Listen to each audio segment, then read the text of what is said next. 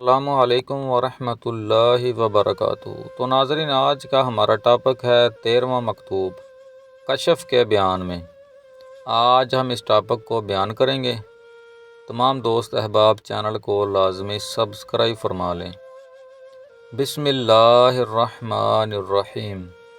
رب اشرح لی صدری ویسر لی امری واحلل عقدۃ من لسانی یفقہوا قولی۔ صلی اللہ علی حبیب سیدنا محمد وعلی آلہ وبارک وسلم۔ میرے عزیز بھائی شمس الدین، اللہ تمہیں کشف کے اسرار سے بزرگ و برتر بنائے۔ تمہیں معلوم ہو کہ حجاب کا اٹھ جانا کشف کی حقیقت ہے۔ صاحب کشف ان چیزوں کا ادراک کرتا ہے جو چیزیں اسے پہلے معلوم نہ تھیں۔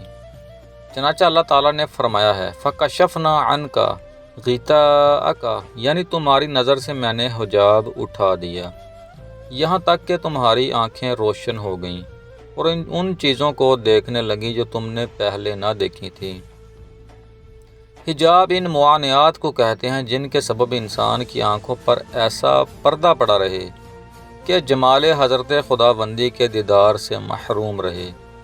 عالم حجاب بہت ہیں، جیسا کہ دنیا اور آخرت، اور ایک روایت ہے کہ 18,000 عالم ہیں، اور دوسری روایت ہے کہ 80,000 عالم ہیں۔ خیر 18,000 ہو یا 80,000، کل عالم آدمی کی ذات میں موجود ہیں۔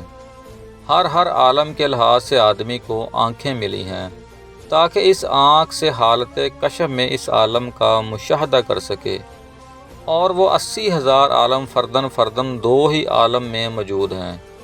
ان دونوں عالم کو نور و ظلمت کہو، ملک و ملکوت کہو، غیب اور شہادت کہو، جسمانی اور روحانی کہو، دنیا اور آخرت کہو، سب ایک ہی چیز ہے، صرف نام مختلف ہیں۔ خیر، جب سالک صادق جذبات ارادت کے اثر سے طبعی عادات اور نفسانی خواہشات کے تحت الثری سے نکل کر اعلیٰ علیین شریعت پر پہنچتا ہے اور نہایت سچائی سے قدم راہ طریقت میں رکھتا ہے، اس کے پورے قوانین و ضوابط کی پابندی کے ساتھ کسی پیر کی پناہ میں آ جاتا ہے، تو 80,000 حجابوں میں سے جیسے جیسے حجاب اٹھتا جاتا ہے، ہر مقام کے اعتبار سے مرید کو ایک نئی آنکھ ملتی جاتی ہے، اور ہر مقام کے احوال اس کی نظر کے سامنے ہوتے جاتے ہیں۔ سب سے پہلے مقام عقل میں اس کو بینائی حاصل ہوتی ہے۔ جتنا حجاب اٹھتا ہے، معقولات کے معنی منکشف ہوتے ہیں اور اسرار رموز معقولات کھلتے ہیں۔ اسی کو کشف نظری بھی کہتے ہیں۔ اس پر زیادہ اعتماد نہیں کرنا چاہیے، کیونکہ جو چیز نظر آ رہی ہے جب تک وہاں رسائی نہ ہو وہ بھروسے اور اعتماد کے لائق نہیں ہو سکتی۔ ایسا نہیں ہے کہ اے دل جو چیز تو دیکھے تجھ کو بخش دیں۔ بہت سے حکماء اور فلسفی اس مقام میں رہ گئے اور اسی مقام کو مقصود حقیقی کا وصول سمجھ بیٹھے۔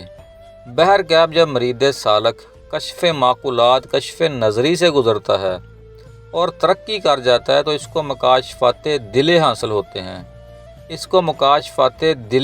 ہوتے ہیں اور اس کو کشف شہودی کہتے ہیں۔ اس مقام میں مختلف قسم کے انوار کشف ہوتے ہیں۔ اس کے بعد مکاشفات سری پیدا ہوتے ہیں، اس کو کشف الہامی کہتے ہیں۔ تخلیق عالم کے اسرار اور ہر چیز کے وجود کی حکمت سالک پر تمام ہوتی ہے۔ اسی معنی کی طرف کسی نے کیا خوب اشارہ کیا ہے، تیرے عشق اور محبت نے ہمارے ہوش اڑا دیے، تیرے درد اور غم نے ہمارے دل میں گھر بنا لیا، وہ بھید جس سے فرشتے بھی بے خبر ہیں، تیرے عشق نے ہمارے دل کے کان میں بتا دیا۔ بعدہ مکاشفات روحی پیدا ہوتے ہیں، اس کو کشف روحانی کہتے ہیں۔ اس مقام میں بہشت اور دوزخ اور ملائکہ کا دیکھنا، ان لوگوں کی باتیں سننا، ان سے باتیں کرنا، ان معاملات کا سامنا ہوتا ہے، اور جب روح کو بالکل صفائی حاصل ہو گئی، جسمانی قدورتیں ساری زائل ہو گئیں، تو عالم نامتناہی ظاہر ہوتا ہے۔ ازل اور ابد کا دائرہ سالک کے پیش نظر ہوتا ہے۔ اس مرتبہ میں حجاب زمان و مکان اٹھ جاتا ہے، یہاں تک کہ جو واقعات زمانہ ماضی میں گزرے ہیں ایسا معلوم ہوتا ہے کہ ابھی پیش نظر ہیں، بعض آدمی تو ایسے ہیں کہ آفرینش موجودات کی ابتدا اور اس کے مراتب اس کی نظر کے سامنے ہوتے ہیں، اسی طرح آنے والے واقعات بھی ادراک ہوتے ہیں۔ چنانچہ حارثہ رضی اللہ تعالیٰ عنہ نے ایک موقع پر جواب دیا، انی انظر الی اہل الجنت یتزاودون و الی اہل النار یتغاودون، میں دیکھتا ہوں جنت والوں کی طرف تو وہ بڑھ رہے ہیں، اور جب دوزخ کی طرف دیکھتا ہوں تو وہ چیخیں مارتے نظر آتے ہیں۔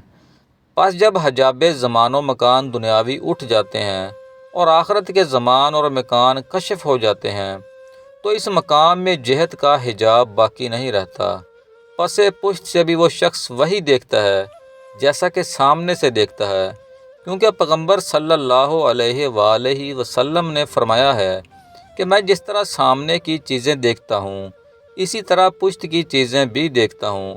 اس مقام میں پہنچ کر کشف و کرامات کیا اختیاری ہو جاتی ہیں، روشن ضمیری یا دور کی باتوں پر مطلع ہونا، پانی یا آگ پر چلنا یا ہوا میں اڑنا، یا آنے واحد میں زمین کا طے کرنا، یا اس قسم کی اور باتوں کا پیدا ہونا، سب ہی از قسم کرامت ہیں، مگر کوئی اعتبار کی چیز نہیں، کیونکہ یہ سب باتیں دیندار اور غیر دیندار دونوں کو حاصل ہو سکتی ہیں۔ روح جب مجاہدہ کی وجہ سے اپنے آپ کو صاف کر لیتی ہے تو یہ باتیں پیدا ہو جاتی ہیں۔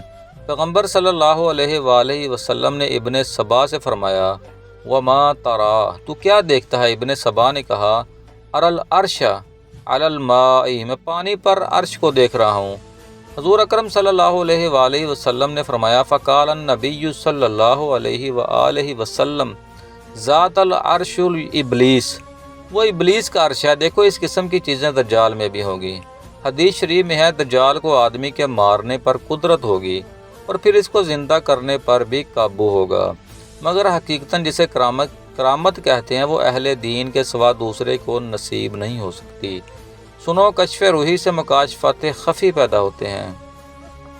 یہ روح تو کفار کو بھی ہوتی ہے اور مسلمانوں کو بھی، مگر خفی خاصان حق کے سوا دوسروں کو نہیں ہوتی، کیونکہ خفی روح حضرتی ہے، جیسا کہ خود ارشاد ہوتا ہے، اولئک کتب فی قلوبہم الایمان وایدہم بروح منہ، ان لوگوں کے دلوں میں اللہ نے ایمان لکھ دیا اور اپنی روح سے ان کی مدد کی۔ اور پھر حضور اکرم صلی اللہ علیہ وآلہ وسلم کی شان میں فرمایا، کذالک اوحینا الیک روحا من امرنا ما کنت تدری ما الکتاب وما الایمان ولکن جعلناہ نورا نہدی بہ من نشاء من عبادنا، ایسے ہی ہم نے بھیجی تمہاری طرف ایک روح اپنے امر سے، تم نہ جانتے تھے کہ کتاب کیا ہے اور نہ ایمان، مگر ہم نے اس روح کو ایک نور بنا دیا، کیونکہ ہم اپنے بندوں میں سے جس کو چاہتے ہیں ہدایت دیتے ہیں۔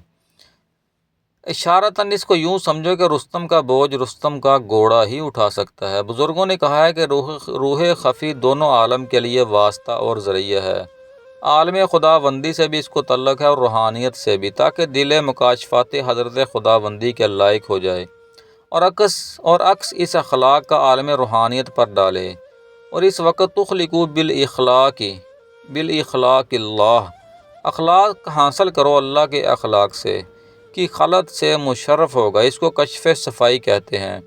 اس مقام میں سالک پر ایک عالم کا علم کھل جاتا ہے اور علوم من لدنی پیدا ہو جاتے ہیں۔ اگر سمعی صفت کشف ہوگی، سماع اور کلام حق اور خطاب حق ظاہر ہوگا، اگر بصری صفت کھلے گی، رؤیت مشاہدہ حق حاصل ہوگا، اور اگر جمال کی صفت کھلے گی، جمال حضرت کے مشاہدہ میں ذوق نصیب ہوگا، اگر جلال کی صفت کھلے گی، حقیقی فنا ظاہر ہوگی، اگر قیومی کی صفت کھلے گی، حقیقی بقا نصیب ہوگی، اور اگر وحدانیت کی صفت کھلے گی، وحدت ظاہر ہوگی۔ بقیہ اس میں صفاتی کو بھی اس پر قیاس کرنا چاہیے اور سمجھنا چاہیے کہ کسی نے اس مقام کو اشارتاً کیا خوب کہا ہے، جب تیرے عشق کی بارگاہ ہماری منزل ہے تو دونوں جہان کے اسرار ہمارے دل پر کھل گئے ہیں، جہاں ہمارے دل نے قدم رکھا ہے وہاں سارے جہان کا مطلوب ہمیں حاصل ہو گیا ہے۔ اے بھائی، وہاں کام بے علت ہوا کرتے ہیں، نا امیدی ذرہ بھر جائز نہیں، لطف کی ہوا ہے کہ چل رہی ہے، چشم زدن میں گرے پڑوں کا کام ہو رہا ہے۔ ایک مرتبہ شب قدر میں جبرائیل علیہ السلام کو حکم ہوا، آج کی شب ذرا دنیا میں دیکھو تو کیا رنگ ہے۔ حسب حکم جبرائیل علیہ السلام نے دنیا کی طرف نگاہ کی۔ کیا دیکھتے ہیں کہ سارا جہان تو سویا پڑا ہے، مگر ایک نہایت سن رسیدہ بت پرست بس سدھے ذوق و شوق بت کے سامنے سر بسجدہ ہے اور اللہ زاری کے ساتھ اپنی مرادیں مانگ رہا ہے۔ حضرت جبرائیل علیہ السلام نے چاہا کہ اگر حکم ہو تو ہم اس کو کچل ڈالیں اور فرش زمین کی ایسی نجس ہستی سے پاک و صاف کر دیں۔ ندا آئی کہ اے جبرائیل ہوشیار، اگر یہ خداوند مجھے جان کر نہیں پہچانتا، مگر میں تو اس کو اپنا بندہ سمجھ رہا ہوں۔ خیر دوسرے سال جب شب قدر آئی تو جبرائیل علیہ السلام کو پھر خطاب ہوا کہ جاؤ آج شب کو دیکھو تو صحیح کہ جاگتا کون ہے اور سوتا کون ہے۔ جبرائیل علیہ السلام نے دنیا کی طرف جب نگاہ کی تو کیا دیکھتے ہیں کہ محراب میں ایک نہایت ضعیف شخص ایک پاؤں پر کھڑا ہے اور اللہ تعالیٰ کی درگاہ میں نیاز و زار ہی کر رہا ہے۔ فرمان ہوا کہ تم جانتے ہو یہ کون بندہ ہے؟ سنو یہ وہی جو کمال بے خودی میں پارسا بت کے سامنے سر بسجدہ تھا اور بیگانہ بنا ہوا تھا۔ آج کی شب وہی ہے کہ میری بارگاہ میں نہ آشنا سے آشنا اور بیگانہ اور یگانہ ہو رہا ہے۔ واہ سلام۔ تو ناظرین آج کا ہمارا 13واں مکتوب ختم ہوا۔ جزاک اللہ خیر۔